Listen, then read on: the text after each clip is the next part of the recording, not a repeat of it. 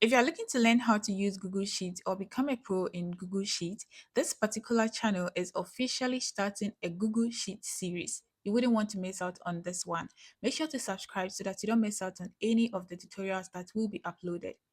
The first thing I will begin with is what is Google Sheet? Google Sheet is a spreadsheet program that was developed by Google. Somebody might ask that, so what is the difference between Google Sheet and Microsoft Excel?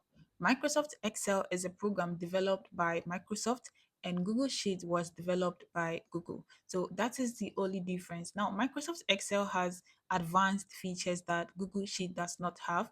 That is also one of the major reasons why people prefer Microsoft Excel to Google Sheet, but then they all perform the same functions. There are a couple of things that you can use Google Sheet for. So, Google Sheet is used for data entry. You can use Google Sheet for data analysis. You can also use Google Sheet to create a to do list in order to stay productive.